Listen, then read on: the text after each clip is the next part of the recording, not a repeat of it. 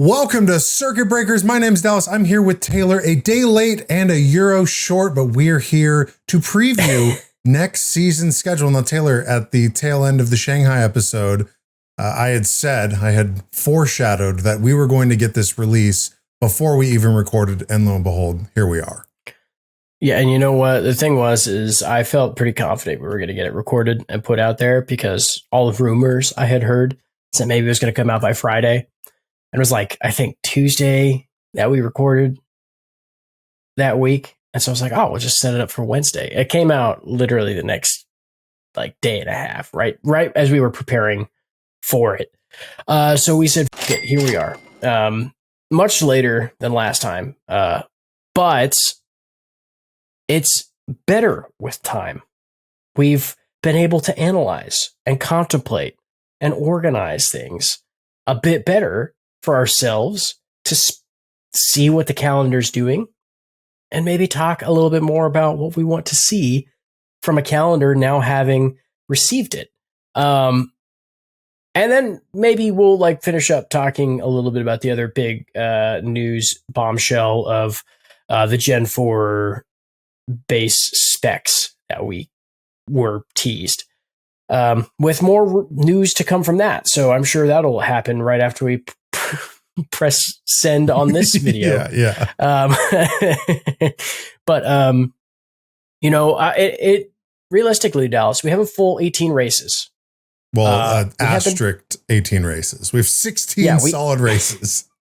We have been promised 18 races in the past. And that was last year, right? Last year. And we got absolutely spanked right on the little Formula E fan butts by just the most debaucherous calendar gap cycle you could have ever asked for. Frankly, it tanked probably viewership and fan support of this season more than it ever has. Are you talking about last season or the current season? I'm talking about the current season we're in. Yeah.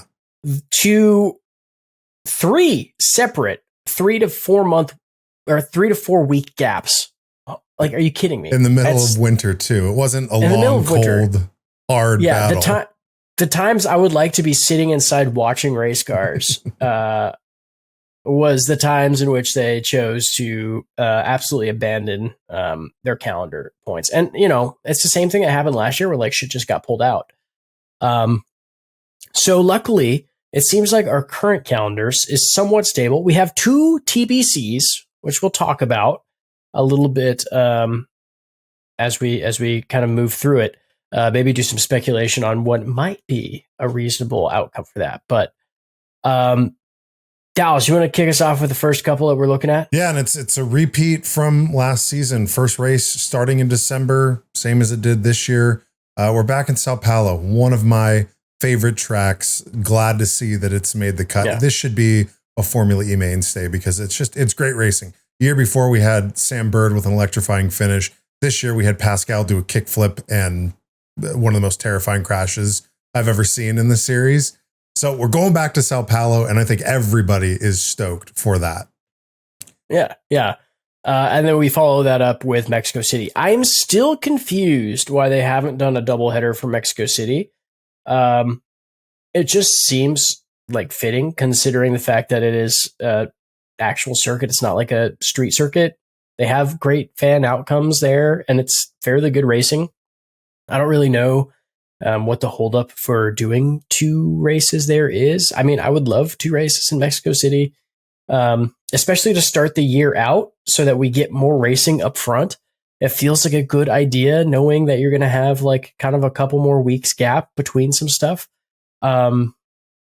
I don't know if it's just that they don't like racing there or the cars aren't performing the way that they want there or what it is. But I historically have always liked Mexico City in the start of the season just because it's a good benchmark test, I think, to start seeing where cars are performing. It's a good high altitude space. So, you're seeing the maximum power presented from the vehicles at those races. But then we got something very special, Dallas. Something that hopefully the critiques have been heard from everyone when you bill a city where the race isn't even in that city. I think that they knew they were conning us by putting it in Homestead last year. They're like, we got Fire Festivaled for Miami. And they said, okay, you know what? We're gonna do it right. We didn't really think we could do it. And it turns out that if you just have Mr. Beast drive a car, you can do it. They're actually going to the Autodromo, the Miami Hard Rock Cafe Autodromo, the Formula One circuit of all things, where they did the Evo trials or Evo sessions or whatever it was. So they're going to be racing properly Miami. I think that is a huge boon for this season. Like, it's a great transition. The cars are going to be much more spectacular seen driving there than in Homestead. I think it's going to be a great race. Similarly confused why no doubleheader, knowing that we're going to have time between a couple of races. But happy with the Dallas. How do you feel about like the Autodrome? Well, option? I'm still scratching my head on, there had to be some geographical mishap when they were making the schedule for this season, thinking Miami, because it really makes no sense that they did the Evo sessions at this track and then they did the whole shebang down miles down south. I think we mapped it on that episode, like an hour drive south in the middle of nowhere in a swamp. I don't know why that happened, but I think this is a good rebuttal to that flub up. Oh man, they had to make up some serious promises to fans, to all of the Europeans that then had to sully their nostrils with the Florida Everglades. So yeah, I mean, it was a disappointment for literally everyone involved. No one had a fun time. No one had a fun time, dude. No one liked it, and our words and the collective Formula E community words have been heard, and they righted their wrong. Hey, and then we flip that back over to Jeddah. Shockingly nice. I mean, not the traditional favorite circuit we've had in Formula E and in Saudi Arabia as historic, but it worked out pretty well for us this year. And then Dallas, new circuit alert. Madrid is made its way onto the circuit. Now, I thought for sure it was going to be like Valencia or something like that, but they're bringing out Madrid. Do we have a confirmation? Is this where they do? Well, they do testing in Valencia. They got rained out or flooded out this year. Is it the same track that they did testing this year? Didn't they do it in Spain? Hold, please. They did. Yeah, they tested in Spain. Yeah. Okay. Well, so it's not really that new, but Madrid, that's where they tested. That was a pretty big circuit. Like, from what I was understanding from everyone involved, that's a big circuit. So not the exact right comparison. It's going to be the right comparison now. Holy hell. I guess Valencia is not fixed up yet or whatever it might be, but cool. Well, Madrid has made it. That begs the question then, if they're going to race in Madrid and if Valencia is still up in the air of a testing ground, like where would the tests be? Homestead, Miami, obviously. Good call. Some higher up exec just really wants to hold on to having that track at their disposal. Yeah. The history, the legacy. It's fantastic, Dallas. Hey, and then we bounce over to Berlin, doubleheader. I actually like Berlin, middle of the calendar. I think it's a stronger place for it. We have it a little bit late this year, and I'm like, it's just going on with WEC already. And so having it a little bit earlier, May 2nd and 3rd, it's going to be nice, I think, option. It's not like, they're fighting for who's going to be racing at Le Mans versus Berlin Tempelhof Airport. So that's nice. And then we're going to follow that up immediately with a doubleheader in Monaco. First time ever doubleheader in Monaco was Formula E this year. I thought it was a great experience, mostly because like one day dry, one day dumping rain. Yep. So it was a really diverse racing like platform for them. Yeah, and then we're gonna go into some TBC options. Murky waters. Last year, we had a couple of TBCs. Now this is where I do get a little stressed, right? Because if they have not confirmed yet, I'm afraid that they just are super unprepared to host the event, and that's where the falls through the cracks, right? If they're not prepared to just say, yeah, we'll have it ready, they're probably not going to have it prepared. So my greatest fear is that both of these fall out, in which case we're going from May 17th to July 4th. No racing.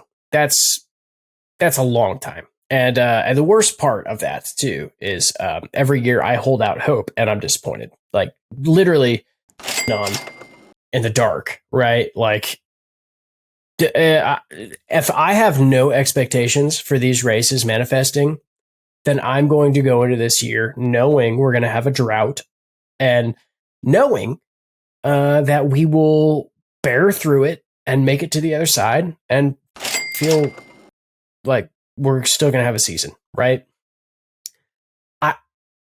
I can't fix it for you, Jeff Dodds. You're going to have to do it yourself. You're going to have to put on your big boy pants and walk down to Cape Town or walk to Bangkok, Thailand and say, hey, here's turn one, motherfucker. Make it happen. That's the reality, right? So avoiding the TBCs and that it's not going to happen. Shanghai, Dallas returned in full. Coming back, this third doubleheader, third year in a row. I'm not complaining, even with the rain and all the wacky stuff that happened this year. Last year, it was the other guy's race. I like this track. I really do. And I think we talked about it in the Shanghai episode that this is looking to be a mainstay on the calendar. I'm not complaining. Yeah. And with that too is like, we started some conversation in discourse. We'll get maybe into that in the following episode after Jakarta, but reception on this is mixed, but universally had a we understand what's going on with this track kind of outcome, right? So I think Shanghai is a great space to have on the calendar. We'll see what kind of other speculatory options we have as we move through and maybe try to pin down what these TBCs could be and how they could work. But and then we go into the big boys, Dallas. We go into the slam dunks. We got Tokyo doubleheader following right into the finale, London doubleheader. And London XL too, right? Maybe the last. It was supposed to be the last last year. Dude, they supposed to be the last this year. Yeah, they keep hot cold. They're catfishing us into just thinking like it's gonna be Bram's Hatch or some bull. They can't keep hosting it. It's like, come on, dude. It's the best use of your stadium you got. Yeah. Now, I think that frankly, the racing is just going to get worse and worse with the fact that the cars are getting faster and faster. This is a tiny course, but 2.8 kilometers, I think, is the standard or something like that. Average, I don't know. That's an Ask Pascal question, but tiny little course, very fast little jumpy cars, very tight, twisty, inside, outside track. Wild. It's going to get even more wild. I mean, Jake Dennis was already on like a path of destruction last year, and he was doing much better than he is this year. This year, he's going to kill someone with his car out of spite. Yeah, well, it's been him and the rest of the drivers aside from Ollie Rowland. Like, we're going to get to London this year and it's going to be like, whoop-de-doo. Like the drivers' championship's already going to be decided. But next year, We have Tokyo and then London, as you mentioned, back to back to round out the season. We could get another repeat of last year of everything coming down to those final couple of races. And I think that's the hope. I hope so. I think that is the hope. Yeah, I think, all in all, Dallas, like, I don't know. What are your thoughts on this calendar? I'm excited for it. I think your decision to be very jaded and pretty blunt and just setting yourself up for just being disappointed from the get-go on those TBC races, I'm the opposite. It's already discussed. Yeah. I have that golden retriever energy. I can't wait for what TBC means. So yeah, it's the hot cold that truly helps the sauce simmer, right? Yeah. So even with that though, all of these locations I generally enjoy. We have races. Madrid, as of right now, is the only new one, but might not be totally new if this is the same track they did testing at. But Miami, super excited for that. The thing I wanted to point out is Formula E seems like it's starting to get a little bit more conscious with how much of the world they're traversing and in which ways. So if we look at it just from the map standpoint, we're starting in Brazil, then to Mexico City, then to Miami, that all in South America, into North America, then going over to Saudi Arabia, kind of a jump. I would like to see, because it makes the most sense, that they take each stop in, one optimized route. But I understand there's a bunch of different variables that limit that. So yeah, we do this big old detour to Saudi Arabia, to Jeddah, but then go back up into Europe. So after that, we're in Berlin, in Germany, then down to Monaco. Now the gaps there of the TBCs, because from Monaco, it's unknown, and then China, Japan, and then London in the UK. So yeah, do they follow that same path of like potential, like what's in between Monaco and Shanghai, or do they throw a wrench in the gears and just go wherever? I mean, honestly, I think that the TBCs on that calendar are like specific dates. Like they're clearly places that they've talked about in consideration to where they might be going. Right. So that to me makes me think like Jakarta, Southeast Asia. It makes me think like, I mean, realistically, we could be looking at another European race. Like Misano's on the table, you know, if they're going to do Italy, right? I mean, Misano was not particularly well received last time, but I do think that like it's worth getting another shot. I just don't think people showed up. And, it happens, right? Portugal is a potential, right? Like they've been talking about potentially doing a Portugal or Portuguese race, a Portuguese E-Prix for a while. I know there's several smaller circuits that work out in Portugal as far as that goes, or a French circuit. Like we're going to be in Monaco. There hasn't been a like Grand Prix in France for, I think, since the Paris Grand Prix, which I think historically they'd struggled with like cities to make that work, but they're happy to race on circuits now. So I don't know, maybe you just go for it. But I do think that there is a lot more speculation and a lot more potential in like South Africa. Like we could go to Cape Town after Monaco. I mean, everyone's been wondering when Cape Town's coming back. It was supposed to be back technically this year, and it didn't work. So they were like next year, and it still hasn't worked. So that's still highly possible. It is obviously very far out of the way for everything, and I'm starting to think that might be part of the big logistical issue with it. I don't think that they would probably go down to Australia, though it could be cool to do like an Adelaide option.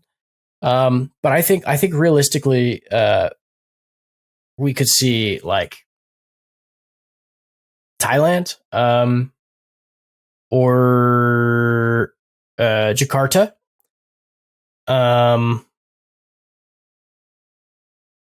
Singapore is like on the table too if Singapore wants to do something like that. But I think realistically we're probably going to get Sanya, Chinese coast. We're really stretching my geographical knowledge here. Yeah, Sanya. They've raced Sanya before. Coastal China. I don't know. That's my guess. I think that there's just more. I think Formula E is trying very, very hard to seduce some Chinese EV manufacturers to injecting themselves into the series. And not the way two ERT Chinese did. races. No. I'm thinking they're like, oh, we want BYD. We want some big dogs in the house. Ow, ow, ow. So yeah, my guess is there's probably gonna be a second Chinese race, which makes sense. China is the biggest biggest country in the world, so I think bar next to Russia. But China's massive, huge population, and an EV leader right now. So why not have two races in China? Yeah. So, I mean, for all we know, it could be any combination of those things. But I'm guessing probably Jakarta and Sanya would be the ones that make the most sense. But I don't know what else. Anything on this scroll of the globe stand out to you as an option? Well, we do have our basically our like fantasy list of where we would like to see Formula E race that we will get to a little later. I think you covered the main one that me and so many other people have just been asking for, and that's Cape Town. Yeah. And Cape Town. Yeah, it is the entire continent of Africa, and the entire continent of Africa is not small, but it's been done before. So why not do it again? Yeah, we want that to happen again. So yeah, I'm ready for it. Dallas, what do you think? You want to get into some of the speculation options, things we would like to see? I haven't given you my general overview of it. I know you said pessimistic. I think that this Formula E calendar is pretty just meh. It kind of seems a little boring. It's a lot of the same stuff that we've seen for a long time. There's no new stuff injected except for Madrid, which, as we've all read, I was actually excited for Madrid. And then you just told me that's where they did training. I was like, oh, never mind. I'm not excited. I'm not excited for it anymore. But why though? What beef do you have against Miami? Big surprise. We start off this episode. I'm excited. Mexico City. Berlin's always great. Monaco was fantastic. Like, why is this mad to you? It is a lot of circuits that we have seen raced with a lot of hype, for the past 3-4 years. And I don't have any like gripes with many of the circuits. I like them, but I want some fresh meat. I want something new. I like when they dropped Portland into Formula E. Everyone was like, "What the?" And then they raced at Portland, like, "What the?" And we were like, "Yeah, yeah!" Like that was so awesome, right? Like, and that was a out of nowhere pick for Formula E to just drop something like that. We haven't had any ambitious like let's give it a shot drops in a long time since Shanghai, and Shanghai is arguably, I think, a more boring Peloton race than Portland was. Like Portland had clean racing, it had carnage racing, it was up and down all over the place. And yes, I'm biased because, I'm a Pacific Northwesterner, so seeing people race in, a city that's just south of me is fantastic. But, there's nothing wrong with this calendar, but there's nothing like particularly ambitious. It's very safe. Well, you say safe. The schedule is safe. But do you want to talk about more information, a bombshell that we got that is not safe, that is terrifying just looking at numbers? Yeah. Whoa. I don't know if you all saw Formula E's new mysterious secret racer the Gen4. Dallas, this thing's a little this thing's a little bonkers. They're I think this is just moving to fully autonomous humanoid AI driving, because I don't know how any non-Pascal.exe human can get in this car and be not only proficient, but safe. I think safety is the key word here, because these things are insane. Yeah, well, I mean, that's the thing, is so many of these drivers, like 10 years ago, got punted out of Formula One, and now Formula E is now just trying to push themselves to basically being Formula One. I mean, look, we're not even close to Formula One levels of power yet, but like, this is Formula One in, like, I don't know, the 80s, maybe. I mean, they were pushing like 1,000 horsepower out of those engines back then, but you know, mixed aero, things like that. So, these things are going to be crazy. So 600 kilowatts of power, Dallas. I don't know if you know what that is converted to, because I never do.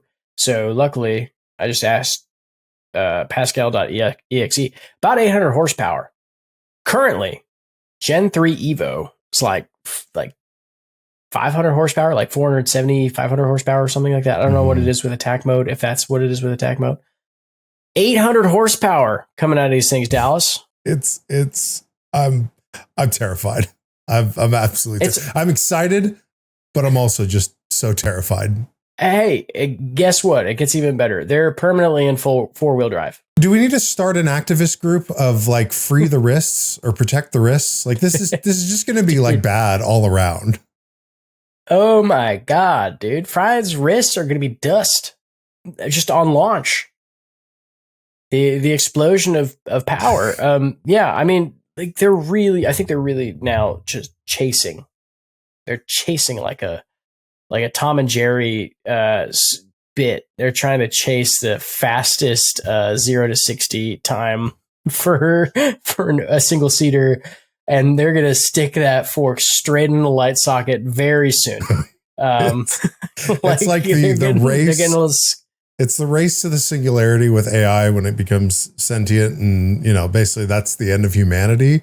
But before that, we're going to get the end of racers, because these cars are going to be like, the human body is very fragile. It can only take so much. And you put them in these cars, that's going to be game over.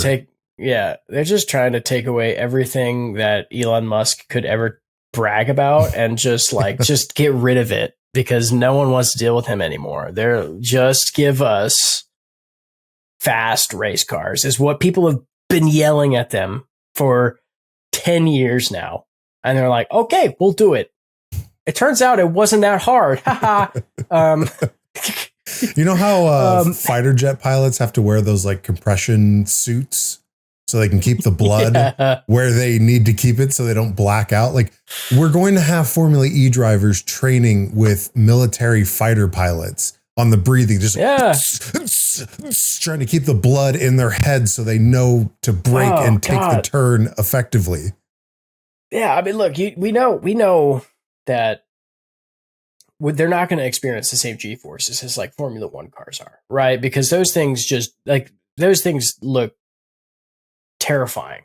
I mean, if you see a Formula One car in real life driving, it like defies, your brain can't comprehend how that thing is moving like that. It's like a lizard. Like when you watch a lizard skirt around on the ground, like that's the way that a Formula One car looks. It's like mind blowing. And to know like I'm driving that, or if I mess up, I die, like is insane. So having that for Formula E, which is notoriously a what's downforce series, I'm guessing that there's going to be a lot of new implementations, right? So what we've heard potentially about this is that it's going to be a little bit bigger in all directions. Not like Formula One size bigger, but like bigger in all directions than what the current car is, which is fine because the current car is tiny. Yeah, very small. It's the smallest race car I've seen in a long time. Having seen it in person multiple times now, it's a baby. But it's a little bit taller. And my thought process behind that is that it's been speculated there might be like different aero kits that teams will be able to have. I'm guessing that there's going to be an actual wing potentially for this generation. That's going to be utilized for actual downforce, maybe not like cool, like Star Fox X-Wing fins. That just flap and break off a little bit of contact. Yeah. I'm guessing there's actually going to be some aero for it, which is great because they need it, having 800 horsepower. But I think after this year specifically, 3 wet races, I think it might be safe to say we got to put an end to these all-season tires. Formula E brags all the time about the fact that they're saving so much on tires, right? They're being so sustainable with these tires, these road tires that they're using for race cars. They're all-weather tires, so we don't need to have like dry tires and wet tires. Dude, your wet tires are bad. Like they don't work in the rain. So I think it's gonna be time for Formula E to just kind of like, hey, we did it for 10, 11 years now. I think it's time we put some slicks on these suckers. And like that's the thing too, man. I was like listening to the Races Formula E podcast. They talked about it. They're like, IndyCar's got sustainable tires. They harvest them from a desert shrub and they put like recycled plastic in them. Like if Formula E can't work with a tire manufacturer to figure out how to make sustainable slicks, like come on, they're not putting it in, right? With the growth of the season, like the series, like it makes sense that they would just attempt it. And you know, you still have like wet weather tires. They're probably going to be less tires used by having a set of wets for the rain, right? Versus, crashing your car and blowing up all 4 tires. So I don't know, Dallas. What are your thoughts? You think Formula E is ready for slicks? I don't think Formula E is ready for. I don't think the world is ready for this car. Like I said, I'm scared for it. Like it's making me really nervous. Now they throw slicks on, like have a little bit more grip, but that also means more grip is more opportunities to push even harder. And I am curious about, because we have had a bit of a wet spell this year with all of the rainy races. Like, what does that look like for some sort of wet tire? Is it something, because we were talking about this before we got started, like it's one thing that, we're still holding our breaths each time these cars come in for pit boost because we don't know what's going to happen. I think that might be one of the main reasons that these double headers are ones we've seen before, because we know that the grid can handle it and there's been no incidents. But you don't want to add the complexity and the added time suck of coming in the pits to do, like a Formula One tire change. Oh, yeah. I do not think that they would ever have multiple tire compounds. I think it's going to be one hard ass slick tire. But what happens though is in a race where it's nice and dry, but there may be, like a 20% chance of rain. And then halfway through the race, it just starts pissing and the cars are completely undrivable on slicks. Does everyone have to come in? Like, do they do a red flag? Like, everyone come in, make it safely, and then throw on your wet tires and then we'll restart. Like, how is that going to work? I'm glad you're asking the questions that the FIA are going to deal with the second that situation happens. Yeah, and no sooner. Formula E and the FIA will not even think this is possible until it starts pissing rain and some people start pitting. My thing that I'm excited about is to just figure out how many like feet it's going to take for J.K. Penny Hughes to reach 88 miles an hour and get launched back into time with this new car. I'm guessing it's like a matter of like, I don't know, like 20 yards. Yeah, at the most. It's going to be quick. So like it's at 80. It's got to be 80 at 88, like 6 car lengths ahead of it. Yeah, well, you were equating, this Gen4 to basically be like a 1980s Formula One car. But if we keep it in 2025, 2026, this is a Formula One car with a flat torque curve. You just even just tap the throttle a little bit and you're gone. You're going back to the future. So I don't know. I think there's right. We just got a teaser, right? So we're so early in trying to speculate like what this car is going to be, but I'm terrified. No, we're gonna talk about it, and as soon as we press send for this, it's gonna be out into the universe. I promise you that. Just wait, Dallas. We said we're not gonna play that game with the calendar update, and now we're gonna get it immediately after with this.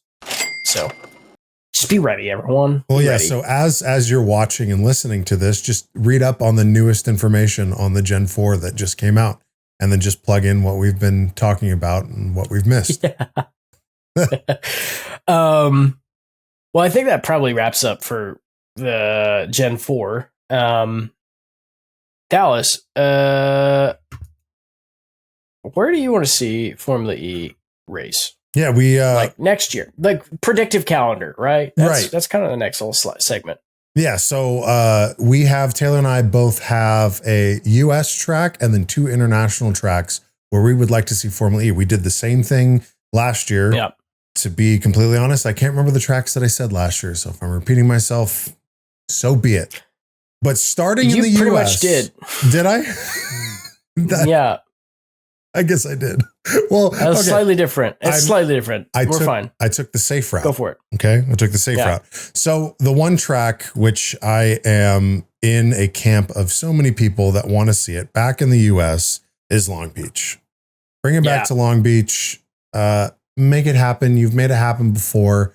Make it happen again. I want to see a Long Beach race because Long Beach and Formula E was going on before I was following Formula E. So I actually have not had the pleasure to sit through and watch a live Long Beach race. So make it happen. Yeah. And on top of that, as we've just listed, like the cars are getting very fast, like IndyCar levels of speed and predictability with like racing strategy that's going to be happening with these things, right? Long Beach is historically what the entire city shuts down to put on IndyCar for. Squeeze us in, right? We're ready for it. I think great track. Would be perfect for Formula E, especially as the speeds are getting higher and higher. It'd be a great transition for Formula E to move into Long Beach pretty easily. Yeah, I think that's a great pick. Yeah, and then my next track going international, but really basically the bare minimum of going international, is wanting to see what never was at Vancouver. And now these, this little droopy penis. Yeah, these 2 picks are clearly geographically biased because both Long Beach and Vancouver we would be able to go to and watch because we don't have Portland anymore. Yeah, I don't think this one's ever going to happen. No. I think they burned that bridge bad, brother. But there's elections every so often. New people could come in. They'll be like, what's this, dusty folder of some sort of motor race that we can have in the city? An electric race series? Yeah. In our city, all the plans are right here. So it could happen. I want it tomorrow. It's a good reminder to everyone to just be a good citizen and vote because it could bring a Formula E race to a town near you. Bring me my big blank check. So we can't completely count it out, and so I would like to see. That's how I imagine Vancouver politics goes. Canadian politics goes on. It's much more civil and valuable than ours. Don't worry, I'm on your side. Bertrand, fetch me my monocle. I need to take a closer look at this. Ooh, what's this? Appears to be a race. So yeah, Long Beach and Vancouver. And then for my final international race, I want to, this will never happen, but I'd love to see it happen. Throw Gen 3 Evo or the Gen 4, hell, even the Gen 1, I don't care. Throw it on that big, huge bank at the old Monza track. The one that has, it's like 80 degrees of a bank. I want to see if you're going to throw 600 kilowatts, aka 800 horsepower into these new cars. I want to see what real downforce is like as it gets pushed down onto this bank where they're basically sideways. Tell me about your tracks because I feel like you probably took a little bit more of a realistic approach, or maybe you didn't. No, I didn't. I did the homework for this. So I mean, look. I'm a Seattle native. I think there's times where I'm just cruising through the city. I'm like, that would be a great Formula E circuit. But the reality is that my city is not particularly interestingly laid out for a Formula E track. Let alone do I think it would ever really pass. Like, people hate when this kind of stuff happens. I'm one of them. I'm like, oh, what's this? Freaking street fair? You guys, you're ruining my commute. So I don't know, but I did look at that in consideration to what I would be incorporating into some of my circuits that I've designed myself using Google Maps and my iPad. So I would like to introduce you to a couple of the Seattle E-Prix, which I have also made the proper length of what a track could be. Good on you. This goes across. Yeah, this goes through the Seattle waterfront. So basically, this whole lower section, that is all Seattle waterfront. That's the piers. That's the Ferris wheel. That's all the good stuff. This long stretch, boom. That's where you're really going to be cutting into it. Now, this is where it sucks, is that we don't have any interesting streets or on or off ramps that go from there. So you kind of have to just have this weird, jagged, frustrating submarine shape for the rest of it. So it's a lot of right angles. That's not particularly interesting in my opinion.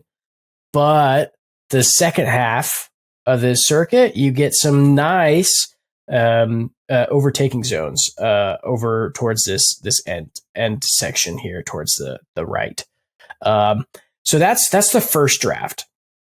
Now the second draft, because I drive past these all the time, I look at all the shipyards. We are a massive port city. We have huge shipyards. And I think back to when in New York, we were racing in shipyards that were much smaller than this. Dallas, you got to even zoom out on this one. Oh, is there more to it?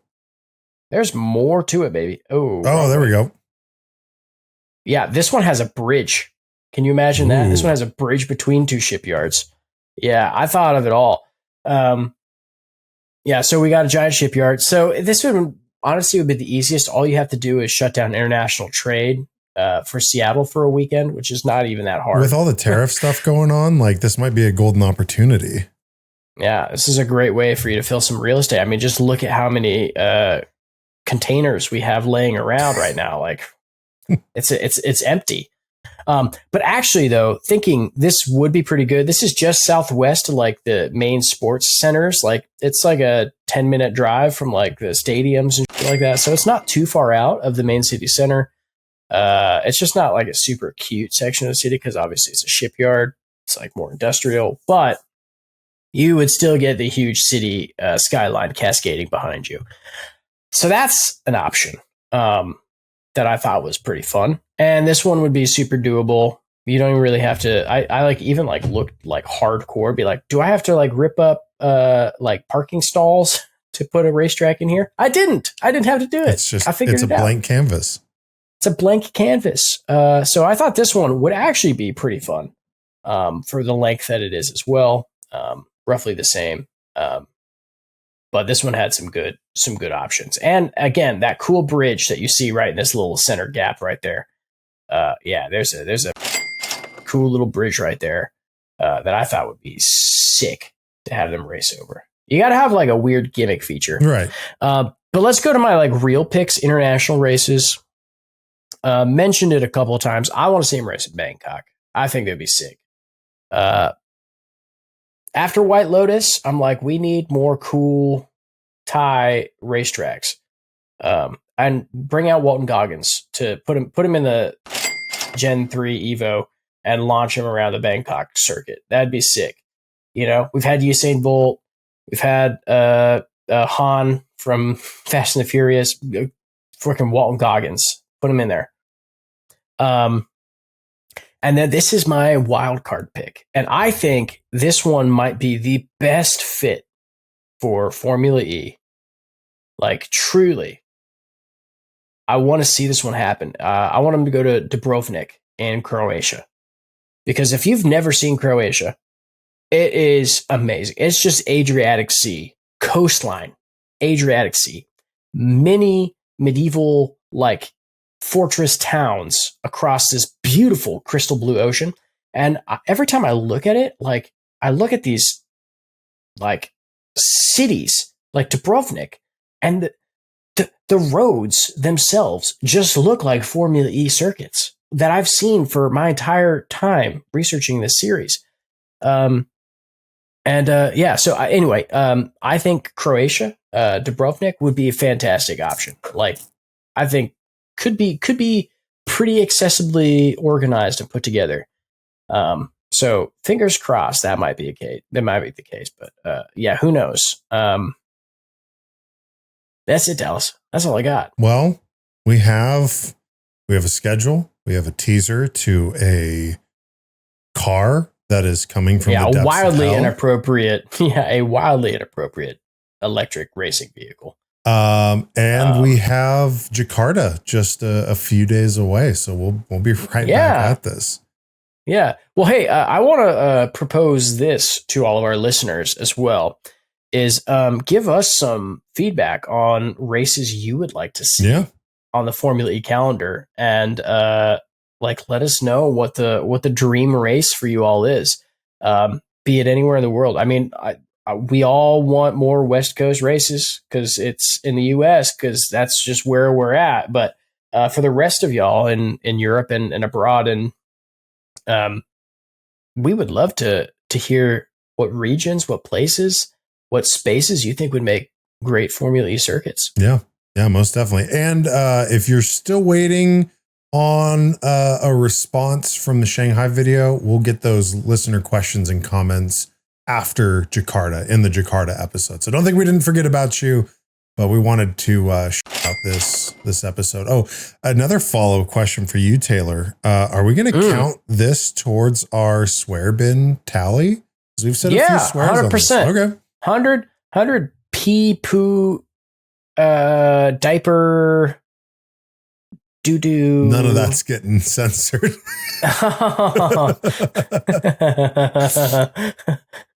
Damn. There we go. Okay, well that's gonna do it for this schedule preview special episode. Be sure to check us out on YouTube if you haven't already at Circuit Breakers Pod. And then if you want to listen to us anywhere, I want to go to. Should we blur out Pile Kono? That sounds like it could be a dirty word. Yeah, well, I'll blur that out. But yeah, that's going to do it for us. We'll see everyone a quick turnaround time after Jakarta. So Taylor, we'll see you soon. See you then. Bye-bye. Bye.